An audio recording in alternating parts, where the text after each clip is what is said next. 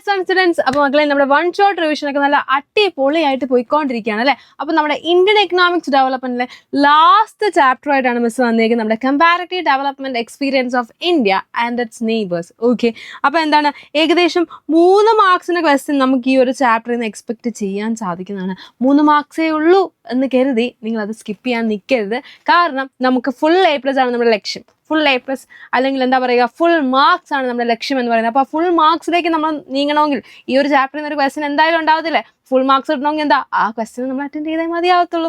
Okay, അപ്പോൾ എന്താ complete ആയിട്ട് എൻ്റെ കുഞ്ഞുങ്ങൾ ഈ വീഡിയോ ഇരുന്ന് കാണുക. നേരത്തെ വീഡിയോ കാണാത്ത കുഞ്ഞുങ്ങളുണ്ടെങ്കിൽ അതും കൂടെയൊക്കെ പോയിരുന്ന് കാണുക. എന്നിട്ട് നിങ്ങളുടെ ഫ്രണ്ട്സിന് അറിയാത്തവരുണ്ടെങ്കിൽ അവർക്കൊക്കെ ഷെയർ ചെയ്യുക.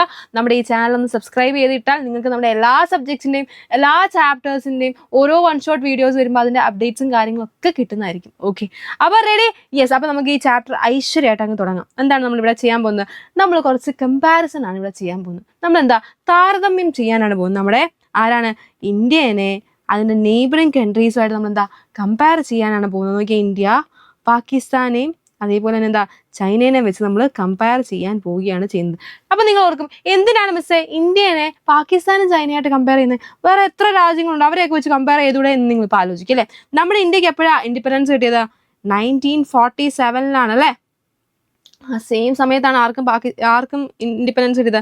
നമ്മുടെ പാകിസ്ഥാനും കിട്ടിയത് അല്ലേ. അപ്പോൾ നമുക്കറിയാം എന്തായിരുന്നു സിറ്റുവേഷൻ. നമ്മൾ ഇന്ത്യയും പാകിസ്ഥാനും ഒക്കെ ഒരു രാജ്യമായിരുന്നു അല്ലേ. നമുക്ക് ഇൻഡിപെൻഡൻസ് കിട്ടിയതിന് ശേഷമാണ് പാർട്ടീഷനും കാര്യങ്ങളൊക്കെ സംഭവിച്ചത്. ആൻഡ് നമ്മൾ ചൈന നോക്കുകയാണെങ്കിലോ 1949 നമ്മുടെ ചൈനയ്ക്ക് എന്ത് കിട്ടിയത്? ഓക്കെ ഗൈസ്, പെൻ വർക്ക് ആവുന്നില്ല ഗൈസ്. ഓക്കെ, 1949 നമ്മുടെ ചൈനയ്ക്ക് എന്ത് കിട്ടിയത്? നമ്മുടെ ചൈനയ്ക്ക് ഇൻഡിപെൻഡൻസ് കിട്ടിയത്. അപ്പോൾ നമ്മൾ നോക്കുകയാണെങ്കിൽ എന്താ ഏകദേശം ഒരേ സമയത്താണ് ഇവർക്കെല്ലാം ഇൻഡിപെൻഡൻസ് കിട്ടിയത്. ആൻഡ് ഇവരുടെ ഡെവലപ്മെന്റ് സ്ട്രാറ്റജീസും കാര്യങ്ങളൊക്കെ എന്താണ് ഏകദേശം ഒരേപോലെയാണ് പോയിക്കൊണ്ടിരുന്നത്. Okay, yes. അപ്പോൾ നമ്മൾ ഫസ്റ്റ് നോക്കാൻ പോകുന്നത് ചൈനയെ പറ്റിയിട്ടാണ്. ചൈനയിൽ എന്തൊക്കെ ഡെവലപ്മെന്റും കാര്യങ്ങളാണ് വന്നതെന്നാണ് നമ്മൾ ആദ്യം നോക്കുന്നത്. യെസ്, ഫസ്റ്റ് വൺ ആണ് എന്താ ഗ്രേറ്റ് ലീപ്പ് ഫോർവേഡ്. 1958 GLF എന്ന് നമ്മൾ പറയും. എന്താണ് ഇൻഡസ്ട്രിയലൈസേഷൻ. ചൈനയിൽ എന്താ ഒരുപാട് ഇൻഡസ്ട്രീസും കാര്യങ്ങളൊക്കെ കൊണ്ടുവരാനാണ് നമ്മുടെ ഗ്രേറ്റ് ലീപ്പ് ഫോർവേഡ് നമ്മൾ ഫസ്റ്റ് കൊണ്ടുവന്നത്. ഓക്കെ, അതായത് എന്താണ് സംഭവം എന്ന് വെച്ച് കഴിഞ്ഞാൽ ചൈനയിൽ എല്ലായിടത്തും എവിടെയൊക്കെ ഇൻഡസ്ട്രി തുടങ്ങാവോ, നിങ്ങളുടെ വീടിൻ്റെ ബാക്കിൽ തുടങ്ങാവോ, അവിടെയൊക്കെ തുടങ്ങിക്കോളാനാണ് പറഞ്ഞ് കൊണ്ടുവന്നാണ് ഈ സംഭവം എന്ന് പറയുന്നത്. ആൻഡ് നമ്മൾ ഇനി അടുത്ത് നോക്കുന്നത് എന്താ കമ്മ്യൂൺ സിസ്റ്റം. എന്താണ് കമ്മ്യൂൺ സിസ്റ്റം എന്ന് പറഞ്ഞു കഴിഞ്ഞാൽ അതായത് ഗവൺമെന്റ് എന്താണ് ഇത്രയും ഒരു ലാൻഡ് അങ്ങ് ആർക്ക് കൊടുക്കുകയാണ്? ആളുകൾക്ക് കൊടുക്കുകയാണ്. എന്നിട്ട് എന്താ ഇവിടെ ഈ ലാൻഡിൽ എന്താ ഇവർക്ക് ഷെയർ ചെയ്ത് കൃഷി ചെയ്യാം. അതായത് എന്താണ് എല്ലാവരും ഈ ലാൻഡിൽ തന്നെ കൃഷി ചെയ്യണം. ചിലപ്പോൾ അവർ പൈസ കൊടുത്തും ഗവൺമെന്റ് പൈസ കൊടുത്തെന്നാവും, ചിലപ്പോൾ കൊടുത്തെന്നാവത്തുമില്ല. അതാണ് നമ്മുടെ കമ്മ്യൂൺ സിസ്റ്റം. ഏകദേശം 26,000 കമ്മ്യൂൺസ് ഉണ്ടായിരുന്നു എവിടെ? നമ്മുടെ ചൈനയിൽ ആ ഒരു ടൈമിൽ എന്നാണ് പറഞ്ഞത്. Okay, collective cultivation of agriculture എന്നാണ് നമ്മൾ അതിനെ പറയുന്നത്. ആൻഡ് ലാസ്റ്റ് വൺ ആണ് എന്തെന്ന് പറഞ്ഞാൽ ഗ്രേറ്റ് പ്രൊലൈറ്റേറിയൻ കൾച്ചറൽ റിവല്യൂഷൻ. 1966 to 76 വരെയുള്ള സംഭവമാണ് ഇതെന്ന് പറഞ്ഞാൽ. അതായത് നമ്മുടെ ചൈനയിലുള്ള പ്രൊഫഷണൽസ്, അതായത് ഭയങ്കര വലിയ ആൾക്കാരുണ്ടല്ലോ, അതുപോലെ തന്നെ അവിടുത്തെ സ്റ്റുഡൻസ്, ഇവർക്കൊക്കെ എന്താ ഇവരൊക്കെ കൺട്രീസ് ആയിട്ടോട്ട് വയ്ക്കണം, ഗ്രാമപ്രദേശങ്ങളിലേക്ക് വിടുകയാണ്. എന്തിനു വേണ്ടി? അവിടെ പോയി ജോലി ചെയ്യുക, പഠിക്കുക, എന്താണെന്ന് വെച്ചാൽ ചെയ്തോളാൻ പറഞ്ഞ് അങ്ങ് വിടുകയാണ്. അപ്പോൾ എന്താണ്, അപ്പോൾ നമ്മുടെ ചൈനയ്ക്ക് പയ്യെ മനസ്സിലായി ഇതൊന്നും രക്ഷയില്ല. എന്തെങ്കിലുമൊക്കെ നമ്മൾ ഗ്രോത്ത് ഉണ്ടോ എന്ന് ചോദിച്ചാൽ ഗ്രോത്ത് ഇല്ല. പക്ഷേ ഗ്രോത്ത് ഉണ്ടോ എന്ന് ചോദിച്ചാൽ ഗ്രോത്ത് ഉണ്ട്. പക്ഷെ എന്താ ഭയങ്കര സ്ലോ ആയിട്ടാണ് ഗ്രോത്ത് ഇങ്ങനെ വരുന്നത്. നമ്മുടെ ചൈനയ്ക്ക് ഇങ്ങനെ മനസ്സിലായി തുടങ്ങി. അപ്പോൾ നമ്മുടെ ചൈന എന്താ ചെയ്തതെന്നറിയാമോ? ഇൻഡസ്ട്രീസിൽ നമുക്ക് എന്താ നേരത്തെ ഗവൺമെൻറ് ഇൻഡസ്ട്രീസ് മാത്രമേ ഉണ്ടായിരുന്നുള്ളൂ. പയ്യെ എന്താ പ്രൈവറ്റ് ഇൻഡസ്ട്രീസും വരാൻ തുടങ്ങി എന്ന് നമുക്ക് കാണാൻ സാധിച്ചു. അതേപോലെ എന്താ ഡ്യുവൽ പ്രൈസിങ് സിസ്റ്റം കൊണ്ടുവന്നു. അതായത് എന്താ നമുക്ക് രണ്ട് ടൈപ്സ് ഓഫ് പ്രൈസിങ് ആണ് ഉണ്ടായിരുന്നത്. അതായത് ഗവൺമെന്റിനെ നിശ്ചയിക്കുക, അതേപോലെ മാർക്കറ്റിനെ നിശ്ചയിക്കാം. അതായത് ഗവൺമെന്റ് നിശ്ചയിക്കുന്ന എങ്ങനെയാണെന്ന് ചോദിച്ചു കഴിഞ്ഞാൽ നമ്മുടെ ഈ ഫാമേഴ്സും അതേപോലെ ഇൻഡസ്ട്രിയലൈറ്റ്സും ഉണ്ടല്ലോ, അഗ്രികൾച്ചർ പ്രൊഡക്ട്സിനും നമ്മുടെ ഇൻഡസ്ട്രിയൽ പ്രൊഡക്ട്സിനൊക്കെ ഗവൺമെന്റ് എന്താ ഇത്ര ക്വാണ്ടിറ്റി, അതായത് ഇത്ര ക്വാണ്ടിറ്റിയിലുള്ള ഇപ്പം 100 ക്വാണ്ടിറ്റിയാണ് നമ്മളിപ്പോൾ പ്രൊഡ്യൂസ് ചെയ്യുന്നതെന്ന് വിചാരിക്കും. 100 കിലോ ആണ് പ്രൊഡ്യൂസ് ചെയ്യുന്നത്. അതിൽ 10 കിലോയുടെ വില ആര് വിൽക്കാനും അത് വാങ്ങാനുമുള്ള വില ആര് നിശ്ചയിക്കും? നമ്മുടെ ഗവൺമെന്റ് നിശ്ചയിക്കും. ബാക്കി 90 ഉണ്ടല്ലോ, ബാക്കി 90 നമ്മുടെ മാർക്കറ്റ് ഫോഴ്സസ് ആയിട്ടുള്ള ഡിമാൻഡും സപ്ലൈയും നിശ്ചയിക്കും എന്നാണ് പറഞ്ഞേക്കുന്നത്. ആൻഡ് എന്താണ് നമ്മുടെ കമ്മ്യൂൺ സിസ്റ്റം ഒക്കെ ഇങ്ങനെ എടുത്ത് മാറ്റി അല്ലേ. നമ്മൾ പറഞ്ഞു നേരത്തെ എന്താണ് എല്ലാവരും കൂടെ ഒരുമിച്ച് നിന്നായിരുന്നു കൃഷി ചെയ്തുകൊണ്ടിരുന്നതെന്ന് പറഞ്ഞു. അതൊക്കെ അങ്ങ് എടുത്ത് മാറ്റി എന്താ ചെയ്തത്? അതൊക്കെ എടുത്ത് മാറ്റി ഓരോരുത്തർക്കും അവരുടേതായിട്ടുള്ള ഭൂമി അങ്ങ് കൊടുത്തു. ഓക്കെ, ഓരോരുത്തർക്കും അവരുടേതായിട്ടുള്ള ഭൂമി കൊടുത്തു. അതിൽ നിന്ന് ആ ഭൂമിയിൽ നിന്ന് കിട്ടുന്ന പൈസയൊക്കെ ആർക്കെടുക്കാം? അതിൻ്റെയൊക്കെ നമ്മുടെ ഈ കർഷകർക്ക് എടുക്കാമായിരുന്നു. അവരെന്ത് ചെയ്താൽ മതിയായിരുന്നു? ഒരു ഇത്ര വിഹിതം നമ്മുടെ ഗവൺമെന്റിന് ടാക്സ് ആയിട്ട് അടച്ചാൽ മാത്രം മതിയായിരുന്നു. അതെന്താണ് നമ്മുടെ ഈ ഫോറിൻ ഇൻവെസ്റ്റേഴ്സിനൊക്കെ അട്രാക്ട് ചെയ്യാൻ വേണ്ടി സ്പെഷ്യൽ എക്കണോമിക് സോൺസും കാര്യങ്ങളൊക്കെ വരാൻ തുടങ്ങി എന്ന് കാണാൻ സാധിച്ചു. ആൻഡ് നമ്മൾ ഇനി അടുത്ത നോക്കാൻ പോകുന്നതാണ് പാകിസ്ഥാൻ. 1947 തന്നെ ഇൻഡിപെൻഡൻസ് കിട്ടി ഏകദേശം നമ്മൾ ഇന്ത്യ എന്തൊക്കെ ചെയ്യുന്നോ അതൊക്കെ കോപ്പി അടിക്കുന്ന ടീമാണ് ആരെന്ന് പറയുന്നത് പാകിസ്ഥാൻ എന്ന് പറയുന്നത്. മിക്സഡ് എക്കണോമിക് സിസ്റ്റം നമ്മുടെ ഇന്ത്യ ഫോളോ ചെയ്ത പോലെ തന്നെയുള്ള മിക്സഡ് ഇക്കണോമിക് സിസ്റ്റം ആയിരുന്നു ആരും ഫോളോ ചെയ്തത്, പാകിസ്ഥാനും ഫോളോ ചെയ്തത് നമുക്ക് കാണാൻ സാധിച്ചു. ക്യാപിറ്റലിസത്തിന് നല്ല വശങ്ങളും സോഷ്യലിസത്തിന് നല്ല വശങ്ങളും കോർത്തിണെങ്കിൽ മിക്സഡ് ഇക്കണോമിക് സിസ്റ്റം ആയിരുന്നു ആര് ഫോളോ ചെയ്തത്, നമ്മുടെ പാകിസ്ഥാനും ഫോളോ ചെയ്ത്. നമ്മുടെ ഇന്ത്യയിൽ 5 ഇയർ പ്ലാൻസ് വന്നതുപോലെ തന്നെ എവിടെയും 5 ഇയർ പ്ലാൻസ് ഉണ്ടായിരുന്നു, ചൈനയിലും ഉണ്ടായിരുന്നു, അതേപോലെ എവിടെയും ഉണ്ടായിരുന്നു, പാകിസ്ഥാനും 5 ഇയർ പ്ലാൻസ് ഉണ്ടായിരുന്നു എന്നാണ് പറയുന്നത്. ഓക്കെ, അപ്പൊ നമ്മൾ നോക്കുകയാണെങ്കിൽ നോക്കിയേ മീഡിയം ടേം പ്ലാൻ അല്ലെങ്കിൽ നമ്മൾ 5 ഇയർ പ്ലാൻസിനെ പാകിസ്ഥാനിൽ വിളിക്കുന്ന പേരാണ് മീഡിയം ടേം പ്ലാൻ. അത് എപ്പോഴാണ് സ്റ്റാർട്ട് ചെയ്തത്? 1956 പിന്നെന്താ മിക്സഡ് ഇക്കോണമിയാണ് ഫോളോ ചെയ്തുകൊണ്ടിരുന്നത്. നമ്മുടെ രാജ്യത്ത് നടത്തിയ പോലെ ഗ്രീൻ റെവല്യൂഷൻ എവിടെ ഉണ്ടായിരുന്നു? നമ്മുടെ പാകിസ്ഥാനിലുണ്ടായിരുന്നു. HYB സീഡ്സിന്റെ യൂസ് ആണല്ലോ നമുക്കറിയാം. HYB സീഡ്സ് യൂസ് ചെയ്ത കാരണം നമ്മുടെ എന്താ ഫുഡ് ഗ്രെയിൻസിൽ ഹയർ ഗ്രോത്ത് ഉണ്ടായി. യെസ്, ആൻഡ് നോക്കിയേ regulatory policy for industrialization and import substitution. എന്താണ് കുറേ പോളിസീസും കാര്യങ്ങളൊക്കെ കൊണ്ടുവന്ന് ഇൻഡസ്ട്രീസ് തുടങ്ങണമെങ്കിൽ അവരുടെ ഗവൺമെന്റിന്റെ അധികാരം വേണം. നമ്മളിവിടെ കൊണ്ടുവന്ന പോലെ സെയിം സംഭവം. അതുപോലെ എന്താ ഇമ്പോർട്ട് സബ്സ്റ്റിറ്റ്യൂഷൻ ഐറ്റംസും കാര്യങ്ങളും ഒക്കെ കൊണ്ടുവന്നു നമുക്ക് കാണാൻ സാധിച്ചു. ആൻഡ് എന്താണ് nationalisation of capital goods industries. അവിടെ ഉണ്ടായിരുന്ന പ്രശ്നമായിരുന്നു എന്താണ് ക്യാപിറ്റൽ ഗുഡ്സ് ഇൻഡസ്ട്രീസ് ഉണ്ടല്ലോ നമുക്കറിയാം. എന്താണ് നമുക്കറിയാം ഓരോ കമ്പനീസിനും വേണ്ട ഫർണിച്ചേഴ്സും ഫിക്സ്റ്റേഴ്സും അങ്ങനെയുള്ള കാര്യങ്ങളൊക്കെ പ്രൊഡ്യൂസ് ചെയ്യുന്നതാണ് ക്യാപിറ്റൽ ഗുഡ്സ് ഇൻഡസ്ട്രീസ്. അതൊക്കെ എന്താണ് അത് ഗവൺമെന്റിന്റെ അധീനതയിൽ മാത്രമായിരുന്നു. അതൊക്കെ മാറ്റി എന്താക്കി അത് ഡീനാഷണലൈസ് ചെയ്തു എന്ന് നമുക്ക് കാണാൻ സാധിച്ചു. അവിടുത്തെ ഇക്കണോമിക് റീഫോം സ്റ്റാർട്ട് ചെയ്തത് 1988 അത് നമ്മൾ നോക്കുകയാണെങ്കിൽ എന്താ ഈ പാകിസ്ഥാനിൽ നമ്മൾ നോക്കുകയാണെങ്കിൽ ഈ ഇക്കണോമിക് റീഫോം വന്നിട്ട് വലിയ മാറ്റമൊന്നും ഉണ്ടായില്ല. കാരണം എന്താ ഇവരെല്ലാവരെയും നമ്മൾ ഇന്ത്യ മേടിച്ച പോലെ തന്നെ എല്ലാവരെയും കടം മേടിച്ച് കടക്കെണിയിലായിരുന്നു. പക്ഷെ നമ്മൾ ഇക്കണോമിക് റീഫോം ഒക്കെ കൊണ്ട് നമ്മൾ ഏകദേശം റെഡിയായി. പക്ഷെ പാകിസ്ഥാൻ അവിടെ റെഡി ആയില്ല. കാരണം എന്താ നമ്മുടെ വെസ്റ്റേൺ കൺട്രീസിനെയും അതേപോലെ UAE കൺട്രീസിനെയൊക്കെ ഡിപ്പെൻഡ് ചെയ്തിട്ടായിരുന്നു ജീവിച്ചുകൊണ്ടിരുന്നത്. ഓക്കെ, ഫോറിൻ ലോൺസിലായിരുന്നു അവർ ജീവിച്ചുകൊണ്ടിരുന്നത് നമുക്ക് കാണാൻ സാധിച്ചത്. അപ്പോൾ നമ്മൾ എന്താ ഇനി ഓരോന്നിൻ്റെ കമ്പാരിസൺ നോക്കുകയാണ്. നമ്മൾ ആദ്യം നോക്കുന്നതാണ് ഡെമോഗ്രാഫിക് ഇൻഡിക്കേറ്റേഴ്സ് ആണ് നോക്കുന്നത്. Yes, okay. അപ്പോൾ ഏറ്റവും പോപ്പുലേറ്റഡ് കണക്ക് നിങ്ങൾ ടെക്സ്റ്റ് ബുക്കിൽ ചൈനയാണ് കൊടുത്തിരിക്കുന്നത്. പക്ഷെ നമ്മൾ ഇപ്പോഴത്തെ റീസെൻറ്റ് കണക്ക് നോക്കുകയാണെങ്കിൽ ഇന്ത്യയാണ് ഏറ്റവും highest populated country in the world.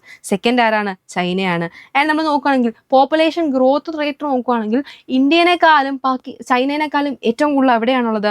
Population growth എന്ന് പറയുന്നത് ഏറ്റവും കൂടുതൽ പാകിസ്ഥാനിൽ തന്നെ നമുക്ക് കാണാൻ സാധിക്കുന്നത്. ആൻഡ് ഡെൻസിറ്റി ഓഫ് പോപ്പുലേഷൻ്റെ ഡെൻസിറ്റി നോക്കുകയാണെങ്കിൽ എവിടെയാണ് കൂടുതൽ? നമ്മുടെ ഇന്ത്യയിലാണ് കൂടുതൽ. ഫെർട്ടിലിറ്റി റേറ്റ് നമ്മൾ നോക്കുകയാണെങ്കിൽ ഓക്കെ എവിടെയാണ് കൂടുതൽ? അത് പാകിസ്ഥാനിലാണ്. ആൻഡ് അർബനൈസേഷൻ നഗരവൽക്കരണം എവിടെയാണ് കൂടുതൽ? അത് ചൈനയിലാണ്. ആൻഡ് ചൈനയിൽ നമ്മൾ പറഞ്ഞു പോപ്പുലേഷൻ കൂടുതലായതുകൊണ്ട് അവരെന്താ ചെയ്തതെന്നറിയോ? 1 ചൈൽഡ് നോം കൊണ്ടുവന്നു. അതായത് നാം ഒന്ന് നമുക്കൊരു കുട്ടി മതി എന്ന് പറഞ്ഞൊരു സംഭവം കൊണ്ടുവന്നു. അതായത് പോപ്പുലേഷൻ കുറയ്ക്കാൻ വേണ്ടി. പക്ഷെ പിന്നീട് അവർ നോക്കിയപ്പോൾ അവർക്ക് മനസ്സിലായി കൂടുതലും യങ്ങർ പീപ്പിൾ വരുന്നതിനും പകരം ഫുൾ എൽഡർ പീപ്പിളാണ് ചൈനയിൽ വരുന്നതെന്ന് അവർക്ക് മനസ്സിലായതുകൊണ്ട് അവരെന്താ ചെയ്തത്? അവർ 1 ചൈൽഡ് നോം അങ്ങ് മാറ്റി നാം ഒന്ന് നമുക്ക് 2 എന്നുള്ള സ്കീമാക്കി. ഓക്കെ, 2 കുട്ടികൾ പറ്റുമെന്നുള്ളൊരു പരിപാടിയാക്കി. യെസ്, ആൻഡ് നമ്മൾ GDP കോൺട്രിബ്യൂഷൻ നോക്കുകയാണെങ്കിൽ നമുക്കറിയാം നമുക്ക് ഓരോ സെക്ടേഴ്സ് ഉണ്ട്. അഗ്രികൾച്ചർ സെക്ടർ ഉണ്ട്, ഇൻഡസ്ട്രിയൽ സെക്ടർ ഉണ്ട്, സർവീസ് സെക്ടർ ഉണ്ട്. ഈ ഓരോ സെക്ടേഴ്സിലുള്ള കോൺട്രിബ്യൂഷൻ GDPയിലേക്കുള്ള കോൺട്രിബ്യൂഷൻ നമ്മൾ നോക്കുകയാണെങ്കിൽ ഏറ്റവും കൂടുതൽ service sector the service sector the highest contributing sector to GDP of India and Pakistan. ഇന്ത്യയുടെയും പാകിസ്ഥാനും നമ്മൾ നോക്കുകയാണെങ്കിൽ ഏറ്റവും കൂടുതൽ ഏത് സെക്ടറിൽ നിന്നാണ് കിട്ടുന്നത്? സർവീസ് സെക്ടറിൽ നിന്നാണ് നോക്കുന്നത്. നമ്മൾ ഈ GDP നോക്കുകയാണെങ്കിൽ പല രാജ്യങ്ങളും ആ സമയത്ത് ഒരു 2 ഡിജിറ്റ് എങ്ങനെയെങ്കിലും ഒന്ന് മെയിൻറ്റെയിൻ ചെയ്യാൻ ഇങ്ങനെ അതായത് അറ്റ്ലീസ്റ്റ് ഒരു 5% എങ്ങനെയെങ്കിലും ആക്കാൻ ഇങ്ങനെ ശ്രമിക്കുമ്പോൾ നമ്മുടെ ഈ ചൈന എന്ന് പറയുന്നത് 2 ഡിജിറ്റ് GDP ആയിരുന്നു കിട്ടിക്കൊണ്ടിരുന്നത്. അതായത് നമ്മൾ വേൾഡ് GDPയിൽ ഹയസ്റ്റ് ആരാന്ന് നോക്കിക്കഴിഞ്ഞാൽ സെക്കൻഡ് ചൈനയായിരുന്നു ഉണ്ടായിരുന്നത്. ഏതാ റേഞ്ച് നോക്കിയേ. ആൻഡ് ചൈനയിൽ ഏറ്റവും കൂടുതൽ GDPയിലേക്ക് കോൺട്രിബ്യൂട്ട് ചെയ്യുന്ന ഏത് സെക്ടറാന്ന് നോക്കിയേ? ഇൻഡസ്ട്രിയൽ സെക്ടറാണ്. ആൻഡ് അഗ്രികൾച്ചർ സെക്ടറാണ് ഏറ്റവും കുറവ് സ്പെൻഡ് ചെയ്യുന്നത്. 3 രാജ്യങ്ങൾ നോക്കിയാലും ഏറ്റവും കുറവ് നമ്മുടെ GDPയിലേക്ക് കോൺട്രിബ്യൂട്ട് ചെയ്യുന്നത് അഗ്രികൾച്ചർ സെക്ടറാണെന്നാണ് നമുക്ക് കാണാൻ സാധിക്കുന്നത്. ഓക്കെ, അപ്പോൾ നമ്മൾ ഈ ഓരോ സെക്ടേഴ്സിലും എത്ര ആളുകൾ വർക്ക് ചെയ്യുന്നു എന്നാണ് നമ്മൾ നോക്കാൻ പോകുന്നത്. അപ്പോൾ നമ്മൾ പറഞ്ഞു അഗ്രികൾച്ചർ സെക്ടറാണ് ഏറ്റവും ലീസ്റ്റ് ആയിട്ട് കോൺട്രിബ്യൂട്ട് ചെയ്യുന്നതെന്ന് പറഞ്ഞു. പക്ഷേ ഈ വർക്ക് ഫോഴ്സിൻ്റെ കാര്യം ഡിസ്ട്രിബ്യൂഷൻ ഓഫ് വർക്ക് ഫോഴ്സ് നോക്കുകയാണെങ്കിൽ ഏറ്റവും കൂടുതൽ ആളുകൾ വർക്ക് ചെയ്യുന്നത് എവിടെയാണ്? ഈ അഗ്രികൾച്ചർ സെക്ടറിൽ തന്നെയാണ് ഏറ്റവും കൂടുതൽ ആളുകൾ വർക്ക് ചെയ്യുന്നത്. നോക്കിയേ, the highest work force is in agriculture of China, India and Pakistan. And നമ്മൾ നോക്കുകയാണെങ്കിൽ ചൈനയിലെ സെക്കൻഡ് ഹയസ്റ്റ് വർക്ക് ഫോഴ്സ് എവിടെയാണ് ഉള്ളത്? ഇൻഡസ്ട്രിയൽ സെക്ടറാണ്. ആൻഡ് അവിടെ നിന്നാണ് അവർക്ക് ഏറ്റവും കൂടുതൽ കിട്ടുന്നത്? GDPയിലേക്ക് കോൺട്രിബ്യൂഷനും കിട്ടുന്നത്. ആൻഡ് ഇന്ത്യയിലും പാകിസ്ഥാനും നോക്കുകയാണെങ്കിൽ രണ്ടാമത് ഏറ്റവും കിട്ടുന്നത് എവിടെ നിന്നാണ്? സർവീസ് സെക്ടറിൽ നിന്നാണ്. ആൻഡ് നമ്മുടെ ഇന്ത്യയിലും പാകിസ്ഥാനിലും ഏറ്റവും കൂടുതൽ GDP ഏത് സെക്ടറിൽ നിന്നാണ് കിട്ടുന്നത്? നമ്മുടെ സർവീസ് സെക്ടറിൽ നിന്നാണ് കിട്ടുന്നത്. ആൻഡ് നമ്മുടെ ചാപ്റ്ററിൻ്റെ ലാസ്റ്റ് പോർഷനിലേക്ക് കിടക്കുകയാണ്. ചെറിയൊരു ചാപ്റ്ററാണ് അല്ലേ? നോക്കിയേ, ചൈനയുടെ നമ്മൾ നോക്കുകയാണെങ്കിൽ ചൈന ഇന്ത്യയിലെയും പാകിസ്ഥാനേക്കാളും ഒക്കെ മുൻപന്തിയിലാണ്. നമുക്ക് നേരത്തെ സ്വാതന്ത്ര്യം കിട്ടി എന്നൊക്കെയാന്ന് പറഞ്ഞാലും ചൈന തന്നെയാണ് ഇപ്പോഴും മുൻപന്തിൽ. നോക്കിയേ, GDP per capita GDP per capital എന്താണ്, നമ്മുടെ ഗ്രോസ് ഡൊമസ്റ്റിക് പ്രൊഡക്റ്റിൽ മുൻപന്തിയിലാണ്, പ്രൊപ്പോർഷൻ ഓഫ് പോപ്പുലേഷൻ്റെ കാര്യത്തിൽ മുൻപന്തിയിലാണ്, ബിലോ പോവർട്ടി ലൈൻ പോവർട്ടിയുടെ കാര്യത്തിൽ മുൻപന്തിയിലാണ്, അതായത് അവിടെ പോവർട്ടി റേറ്റ് കുറവാണ്, മോർട്ടാലിറ്റി റേറ്റ്സ് മരണനിരക്കിൻ്റെ കാര്യത്തിൽ മുൻപന്തിയിലാണ്, അതായത് അവിടെ ചൈനയിലാണ് ഏറ്റവും കുറവെന്ന്, access to sanitation, literacy, life expectancy, malnourishment ഇതിൻ്റെയൊക്കെ കാര്യത്തിൽ ആര് മുൻപന്തിയിലാണ്, ചൈനയാണ് ടോപ്പിലെന്നാണ് പറയുന്നത്. ഓക്കെ, അപ്പോൾ നമ്മൾ നോക്കുകയാണെങ്കിൽ ഇത് നോക്കിയേ, China has the higher HDI rank compare to India and Pakistan. ഇന്ത്യനെയും പാകിസ്ഥാനെയും വെച്ച് നോക്കുമ്പോൾ ഹ്യൂമൻ ഡെവലപ്മെന്റ് ഇൻഡെക്സിൽ ഡെവലപ്മെന്റിന്റെ കാര്യത്തിൽ ഏറ്റവും മുൻപന്തിയിൽ ആരാണ്, ചൈന തന്നെയാണ് നിൽക്കുന്നത്. ആൻഡ് പെർ ക്യാപിറ്റ GDP എവിടെയാണ് കൂടുതൽ, അതും ചൈനയിലാണ് കൂടുതൽ.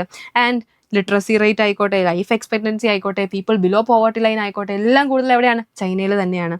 ആൻഡ് പാകിസ്ഥാൻ ഒരു കാര്യത്തിൽ മുൻപന്തിയിലാണ്, ഏതാണ്, സാനിറ്റേഷൻ ഫെസിലിറ്റീസിൻ്റെ കാര്യത്തിൽ, അതായത് ശുചിത്വത്തിൻ്റെ കാര്യത്തിൽ പാകിസ്ഥാൻ മുൻപന്തിയിലാണ്. ആൻഡ് നമ്മൾ ഇൻഫൻറ്റ് മോർട്ടാലിറ്റി റേറ്റ് നോക്കുകയാണെങ്കിൽ അത് ഏറ്റവും കൂടുതൽ എവിടെയാണ്, അത് ഏറ്റവും കൂടുതൽ പാകിസ്ഥാനിലാണ് നമുക്ക് കാണാൻ സാധിക്കുന്നത്. ആൻഡ് ഇന്ത്യയുടെ കാര്യം നോക്കുകയാണെങ്കിലോ ഇംപ്രൂവ്ഡ് ഡ്രിങ്കിങ് വാട്ടർ ഫെസിലിറ്റീസിൻ്റെ കാര്യത്തിൽ നമ്മൾ ഇന്ത്യയും ടോപ്പിലാണ്. അപ്പോൾ ഈ ഒരു ചാപ്റ്ററിൽ നിങ്ങൾക്ക് ഒരു 3 മാർക്സിനുള്ള ക്വസ്റ്റനും കാര്യങ്ങളൊക്കെ എക്സ്പെക്ട് ചെയ്യാനായിട്ടുള്ളൂ. കൂടുതലായിട്ടും ചോദിക്കാൻ പോകുന്നത് ഇപ്പോൾ നോക്കിയേ, ഇപ്പോൾ നിങ്ങൾക്ക് ഇപ്പോൾ തരും ഇത് എവിടെയാണ്, ചൈനയിലാണോ ഇന്ത്യയിലാണോ പാകിസ്ഥാനിലാണോ എന്ന് ചോദിക്കും. 1 child 1 no, അപ്പോൾ നമ്മൾ എഴുതുക ചൈനയിലാണെന്ന് എഴുതുക. അർബനൈസേഷൻ എവിടെയാണ് കൂടുതൽ, ചൈനയിലാണെന്ന് എഴുതുക. Fertility rate infant mortality rate എവിടെയാണ് കൂടുതൽ, പാകിസ്ഥാനിലാണ്. അതുപോലെ എന്താ, ക്ലീൻ ഡ്രിങ്കിങ് വാട്ടർ ഫെസിലിറ്റീസ് എവിടെയാണ് കൂടുതൽ, ഇന്ത്യയിലാണ്. അങ്ങനെ എഴുതാനും നിങ്ങൾക്ക് വരത്തുള്ളൂ, അല്ലാണ്ട് കൂടുതലായിട്ടൊന്നും ഈ ചാപ്റ്ററിൽ നിന്ന് ചോദിക്കത്തില്ല. പക്ഷെ എങ്കിലും ഇത് ഇമ്പോർട്ടൻ്റ് ആണ്. എൻ്റെ കുഞ്ഞുങ്ങൾ ഇതെല്ലാം പഠിക്കുക. എന്തെങ്കിലും ഡൗട്ട്സോ കാര്യങ്ങളോ താഴത്തെ കമൻറ്റ് ബോക്സിൽ കമൻറ്റ് ചെയ്യുക. Tata bye.